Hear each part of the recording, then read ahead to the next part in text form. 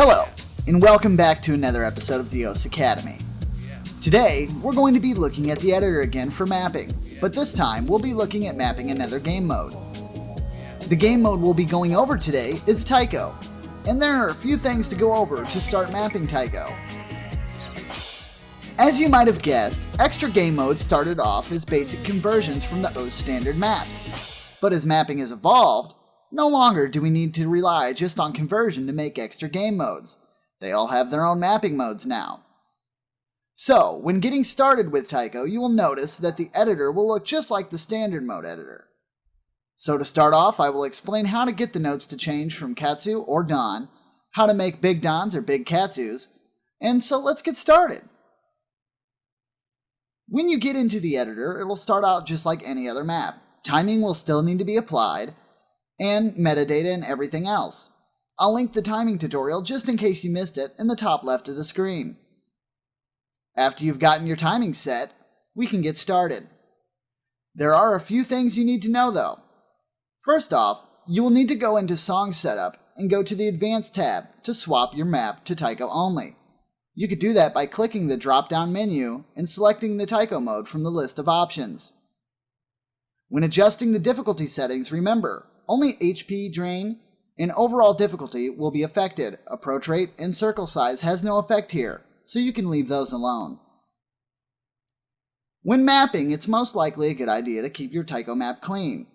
Your hit objects centered into the map as opposed to having hit objects all over the place, seeing as most of the editing will take place on the timeline, and that's on top of the editor.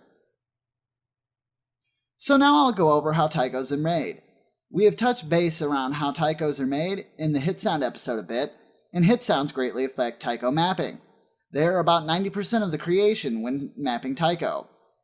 All hit circles without hit sound additions, and that means just placing them down in the editor, will be red notes, or Dans. When wanting to add a Katsu, the blue notes, you can either apply a hit whistle or a hit clap to change it. Slider velocity will control the speed of the scroll bar and the speed of the notes that will hit the judgment window. You should keep this at the recommended speed of 1.4. You can go up a bit higher to 1.6 slider velocity for slower songs. For big Dans or big Katsus, you will need to apply a hit finish, such as a normal hit finish for a big Don, and adding a clap to the finish will make it a big Katsu. When making sliders, you only need to place them as long as you would want a drum roll, as sliders will be converted into drum rolls.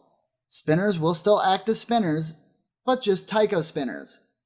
I should also point out, you can make large drum rolls by adding a finish to the slider. Of course, these are only the basic guides on how to make a Taiko map. For more in-depth details on Taiko mapping, we have a guide that we'll show you. You can access it by clicking on the link at the top right of the screen. Well, that should be everything you need to know to get started with editing in Taiko mode. Be sure to check back next week for more helpful videos. And remember, rhythm is only a click away, and we'll see you real soon.